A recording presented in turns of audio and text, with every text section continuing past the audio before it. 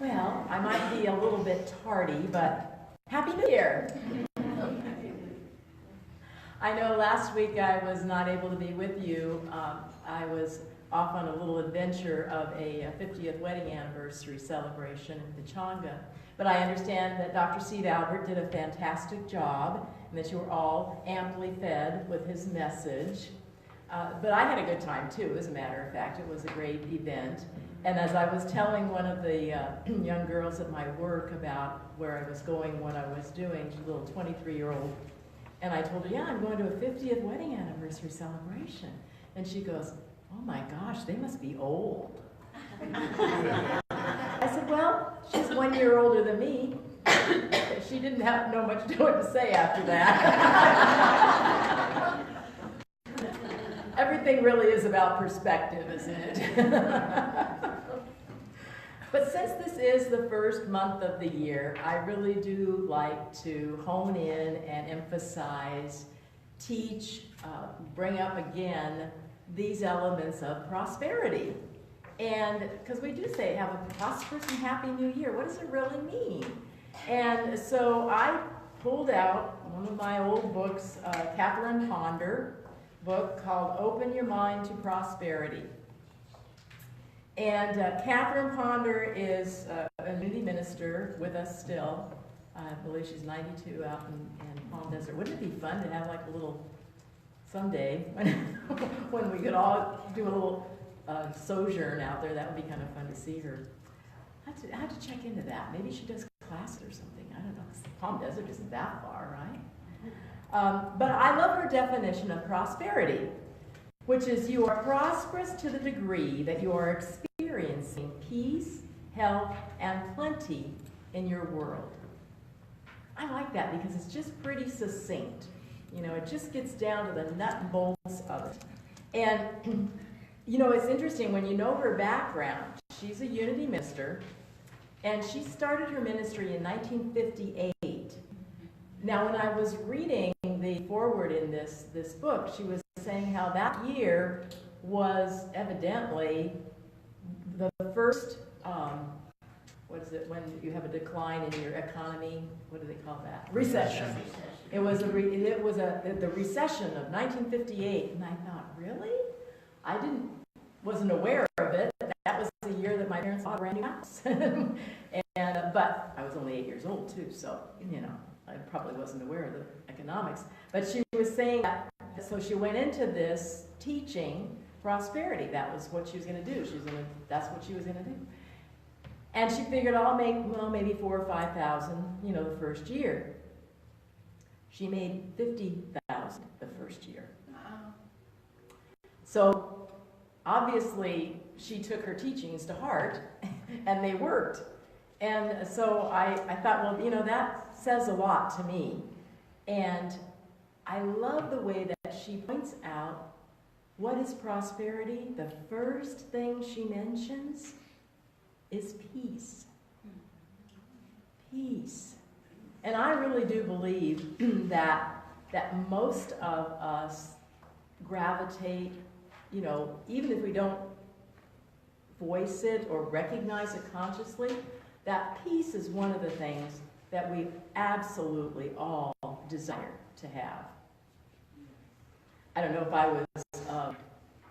if I've shared this with you. In the last Sunday of this last year, the few of us that were here, boy, you guys must have all been on sojourn or something, I'll tell you.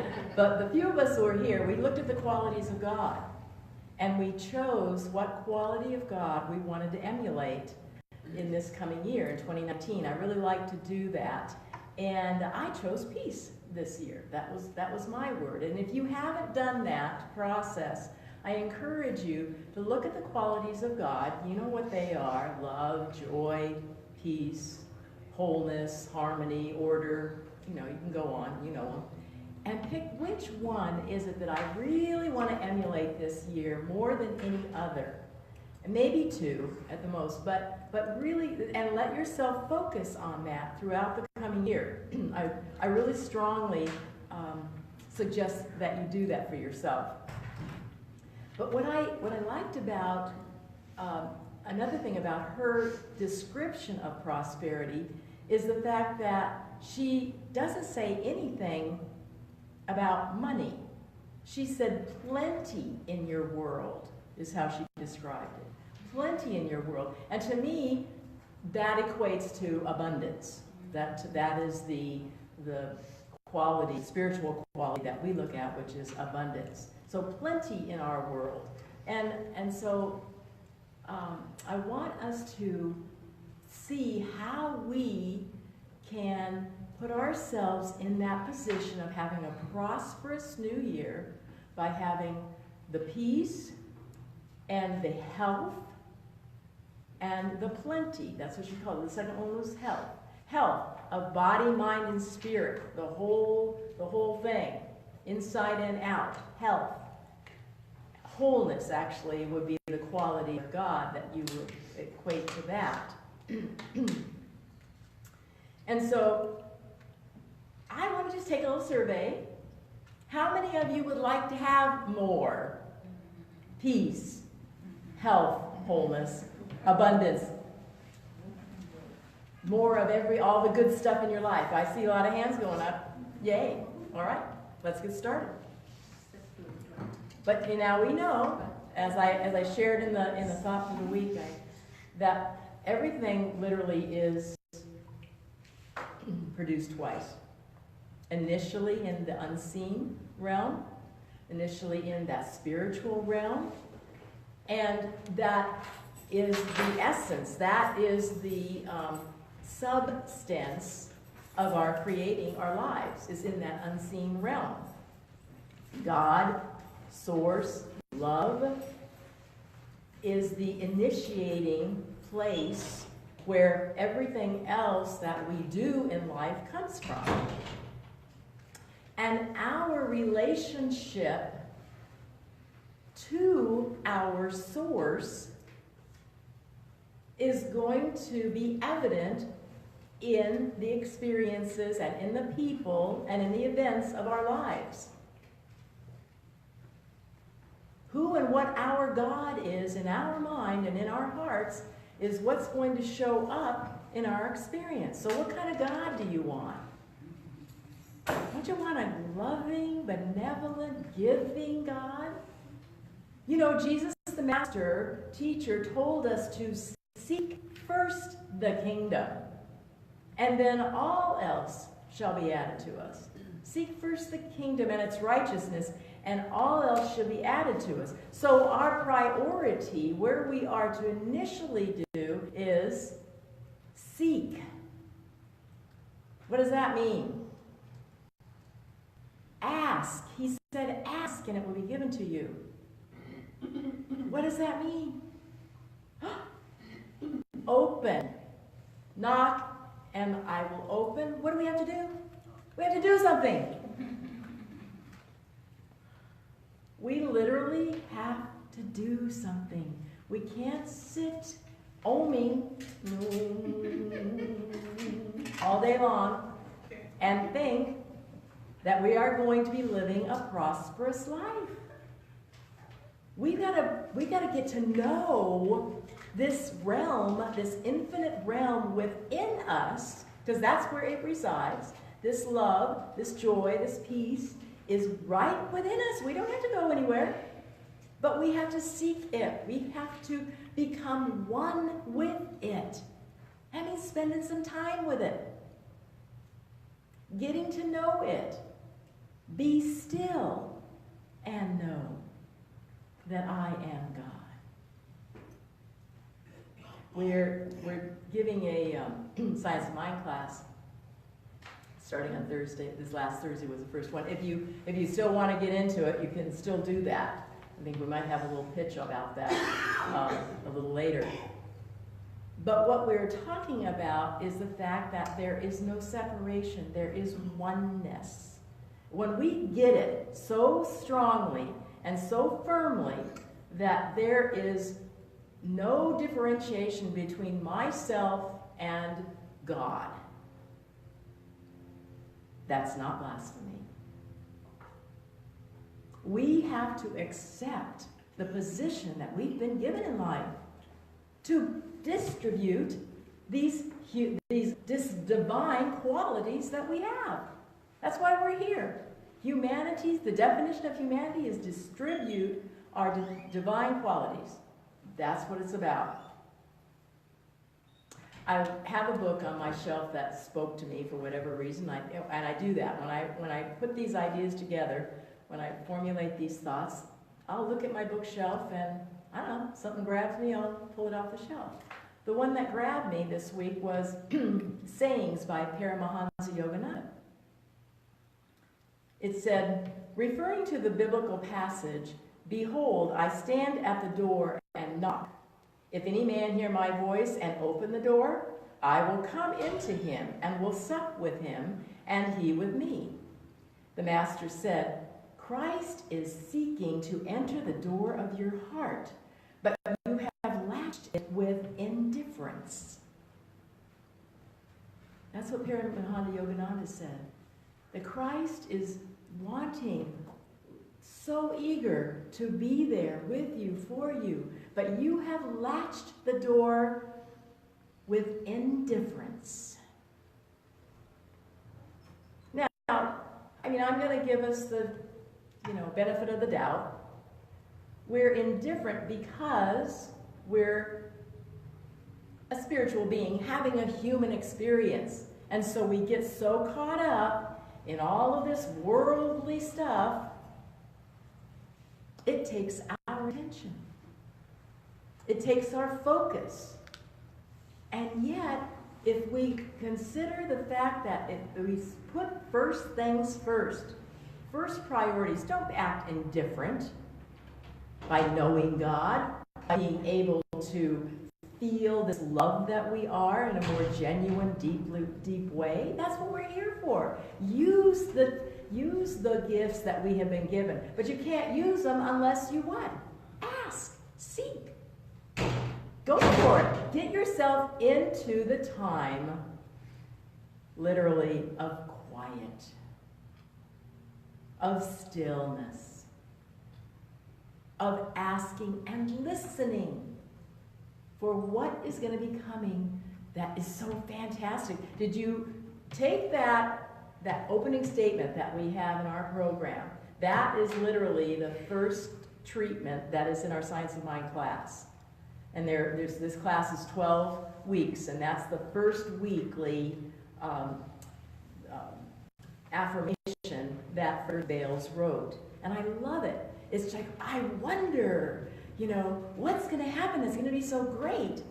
I wonder, who am I going to meet? How many stories of health am I going to experience that I'm going to hear? Do you see the excitement? Do you see the expectation in those words? Use that. Take it home and use it and say, what is going to be up for me? We were so thrilled to have this beautiful singer this morning, share this song. Wow, how great was that? And there's going to be a second one coming up in a little bit. Life will always give us the best that it can when we expect it, when we ask for it, when we open ourselves up to it. Jesus the Christ knew his oneness with the one, with the power of love. He knew this. I don't think any of us are going to argue that case. He knew it.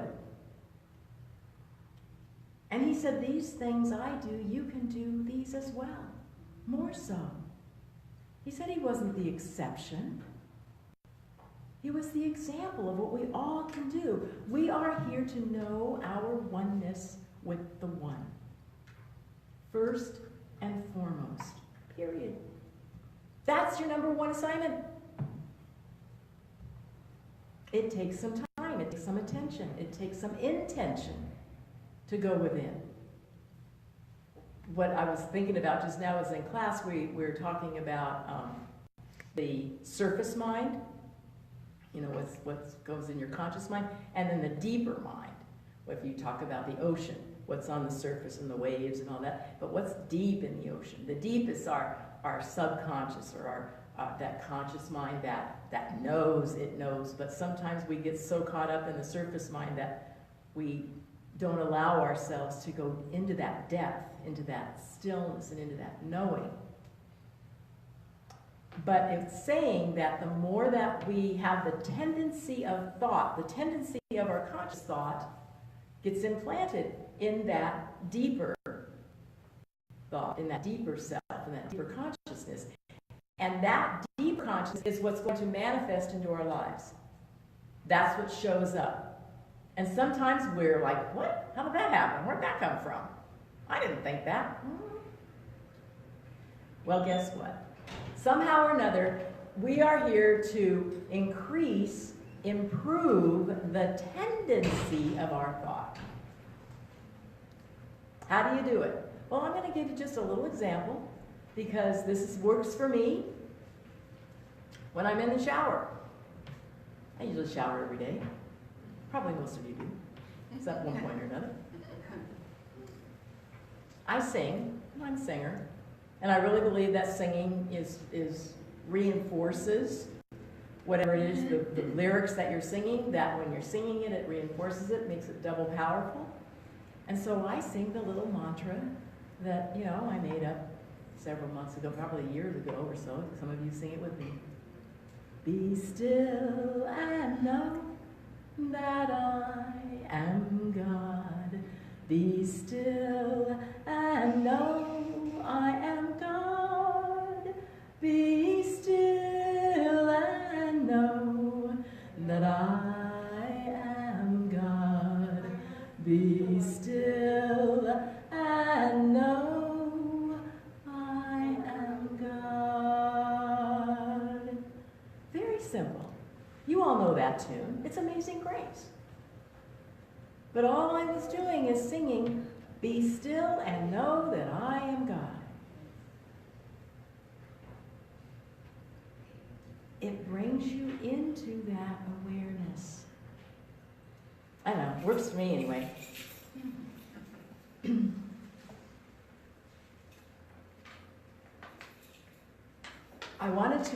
One of the things as I was going through the Paramahansa Yogananda sayings, was that he asked, what is the definition of self-realization? Because that's what, Paramahansa Yogananda is a yogi, and that's what he's into, is self-realization. His response was, self-realization is the knowing in body, mind, and soul that we are one with the omnipresence of God, that we do not have to pray that it come to us, that we are merely near it at all times, but that God's omnipresence is our omnipresence, that we are just as much a part of Him now as we ever will be. All we have to do is improve our knowing. Gosh, does that sound like science of mind? That's exactly what we teach. That there is this oneness, there is this wholeness, there is this God stuff, and that's what we are. We are to know without a shadow of a doubt that that's what we are. We need to live up to the expectations that God has for us. Okay, so what are these things that Ponder says? How do we get to this prosperity, living this prosperity? There must be some sort of a way to get this. Activities that we do. What are the activities that we can do in order to demonstrate this prosperity in our lives? So she says, first of all and foremost of all, you have to release. You have to let go. You have to eliminate. Now that goes for our mind, our emotions. It goes for our physical things, because we have baggage. Our ego wants to keep things as they've been. Do you know what happens if you don't clean your house? Yeah.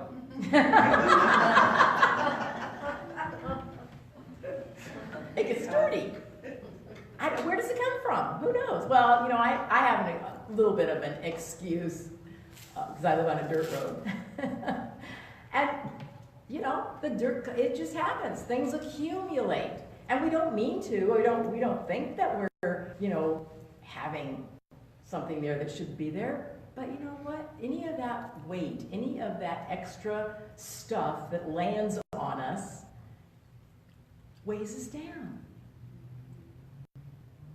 Any of that baggage that we keep in our mental and in our heart from what happened, can you believe what that person said to me? I am just going to be so upset by that for I don't know how long. Let it go. We are here to release and let it go and forgive time and time again, 70 times 7. Let it go. It is not worth it. So we clean. We clean out our mental, we clean out the emotional, and we clean out the physical. We let it go. Because there is always, you see, this thing that we are, this being that we are, always wants newness. It creates eternally, always. There's always something new going on in life. But you can't get it new if you're already filled. You can't accept the newness. And so we let things go, let it go, and the universe brings in to fill that vacuum. And it's a good idea, if you're letting it go, to have the expectation of wonderful things are coming to me. Great things are coming to me. There's a parable about Krishna. He said to his people, "Here, I have a very special gift for you. The gift of immortality. Won't you reach out and take it?" "Thank you," they say, "but you see, we can't. Our hands are full of these sweet mangoes." Krishna smiles. "Let go of the mangoes," he explained patiently. "Then your hands will be free." "But Lord," they replied, "we like mangoes.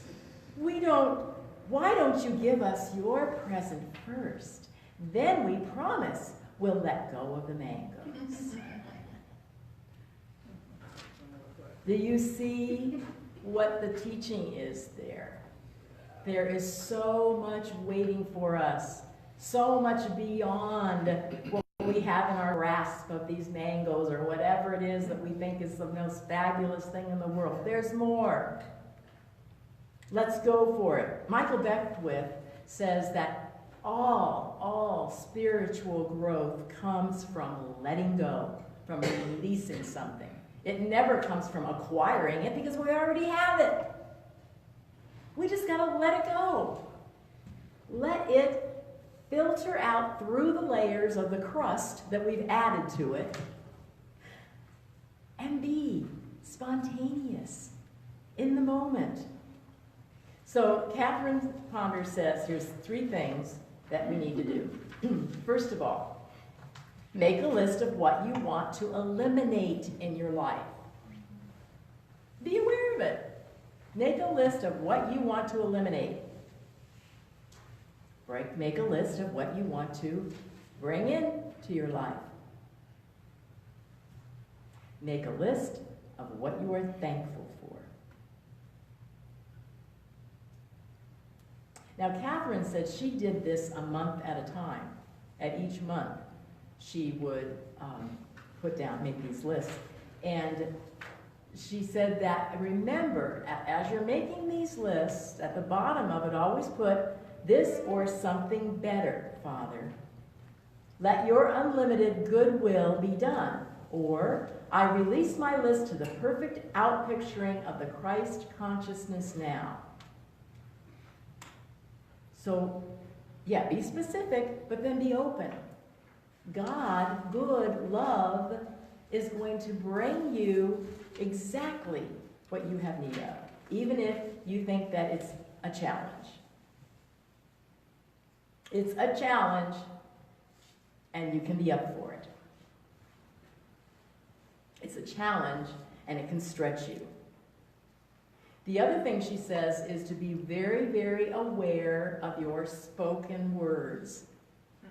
Somebody in class was talking about the fact that, it's getting to the point where I'm actually aware of my thoughts, and then I can stop myself from speaking something that, isn't so supportive.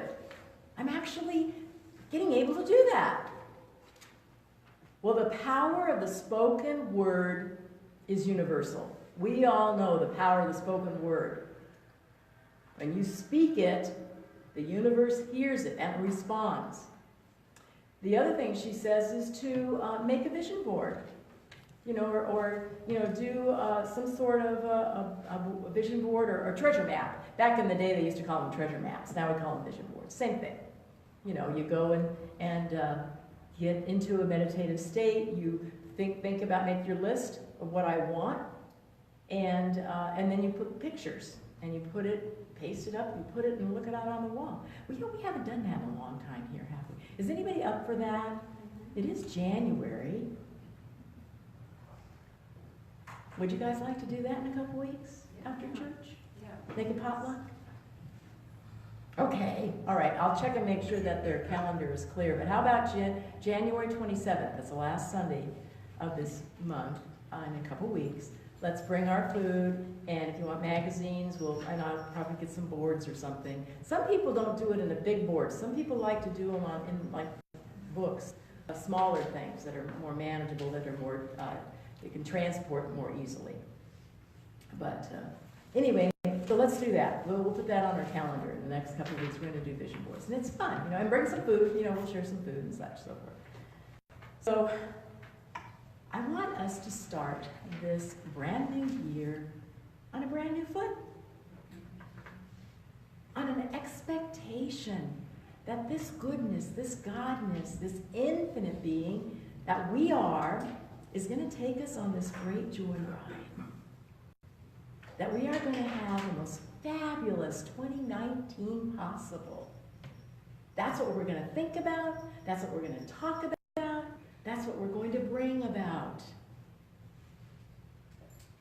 I want us all to have a prosperous and happy new year. And I'm ready to hear reports.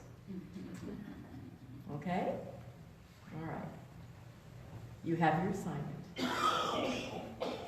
Ask, seek, and then do it. Namaste.